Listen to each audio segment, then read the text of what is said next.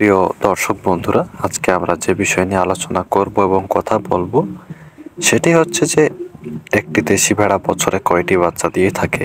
তার সাথে আমরা আলোচনা করব দেশি ভেড়া কিভাবে পালন করা হয়, এরা কি কি খাবার খায়, এদের জন্য আপনার খামার কিরকম পাঠা দরকার, আরো আনুষঙ্গিক অনেক কিছু আলোচনা করব যেটা আপনাদের কাজে আসবে। প্রথমে আমরা জানবো যে দেশি ভেড়া বছরে কয়টি বাচ্চা দিয়ে থাকে। আমরা জানি দেশি ভেড়া বছরে আপনার 4টি করে বাচ্চা দেয়, অর্থাৎ বছরে 2বার করে এরা বাচ্চা দিয়ে থাকে।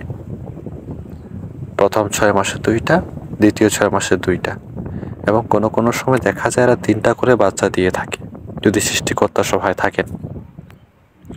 আর এই জন্য আমাদের ভেড়াদেরকে সঠিকভাবে পালন করতে হবে, কারণ আমরা যদি সুস্থ এবং ভালো মানের ভেড়া চাই বা ভালো মানের বাচ্চা চাই, তাহলে আমাদেরকে ভেড়াদেরকে পর্যাপ্ত পরিমাণ খাবার দিতে হবে। এই জন্য চরণভূমি বেস্ট। আপনারা যতই চরণভূমিতে ভেড়াকে চড়াবেন ততই ভালো, কারণ চরণভূমিতে ভেড়া চড়িয়ে চড়িয়ে ঘাস খাইতে বেশি ভালোবাসে। আর ভেড়া যেটা ভালোবাসে, আপনি যদি সেটা তাদেরকে দান করেন, তারাও আপনাকে অবশ্যই ভালো জিনিসে দান করবে। এই জন্য ভালোভাবে ভেড়া পালন করার চেষ্টা করবেন, এতে করে বাচ্চা প্রোডাকশন ভালো হবে, এবং যখন আপনি বাচ্চা পাবেন সেই বাচ্চাটা যখন বড় হবে সেটা বিক্রয় করে আপনি একটু ভালো মূল্য বা টাকা হাতে পাবেন। তারপরে এরা সাধারণত কি কি খাবার খায় ভেড়াগুলো সাধারণত আপনার শুকনা থেকে শুরু করে কাঁচা শাকসবজি, ঘাস, লতা পাতা সব কিছুই খায়, যেহেতু তা তৃণভোজী প্রাণী।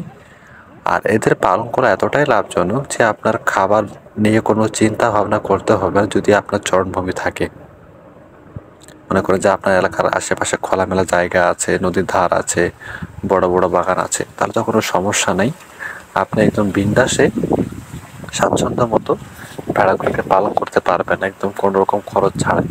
আর খরচ বলতে শুধু থাকবে আপনার ভ্যাকসিনেশন বা টিকা, এগুলো খরচ থাকবে, তাছাড়া উইদাউট কোনো খরচ থাকবে না। আর অবশ্যই চেষ্টা করবেন ভেড়াদেরকে নিয়মিত গোসল করানোর জন্য। আর বেশি ঠান্ডা পড়লে ভেড়াদেরকে গোসল করানোর প্রয়োজন নেই। যদি দেখেন যে হ্যাঁ, আজকের মধ্যে যদি আমি ভেড়াকে গোসল করাই, তাহলে আমি দেখবো যে আজকের মধ্যে আমার ভেড়াটা শুকায় যায়, তাহলে আপনি ভেড়াদেরকে গোসল করাতে পারেন। আর যেহেতু কয়েকদিন পর গরমকাল চলে আসতেছে, তো তখন চেষ্টা করবেন ভেড়াদেরকে প্রতিনিয়ত গোসল করানোর জন্য। আর অবশ্যই ভেড়া পালনের ক্ষেত্রে একটা কথা মাথায় রাখবেন যে ভালো মানের পাঠা খাবার রাখার চেষ্টা করবেন, কারণ ভালো মানের পাঠা দিয়েই ভালো ভেড়া উৎপাদিত হবে। আর এই জন্য চেষ্টা করবেন ভেড়া যখন কিনবেন বা ভেড়া যখন সংগ্রহ করবেন, চেষ্টা করবেন যে নিজে গিয়ে ভালো মানের ভেড়া সংগ্রহ করার জন্য। আর যদি নিচে না পারেন, অবশ্যই বিশ্বস্ত একজনকে নিয়ে যাবেন যে ভালো ভেড়া চিনে, সেজন্য আপনাকে ভালো ভেড়া নির্বাচন করতে দেয়। কারণ আপনি যত খামারের জন্য ভালো ভেড়া নির্বাচন করতে পারবেন, তত আপনার খামার সাফল্যের দিকে এগিয়ে যাবে। কারণ আপনি যদি রোগাক্রান্ত বা দুর্বল ভেড়া কিনে নিয়ে আসেন, তাহলে তো ভালো ফল আশা করা যায় না।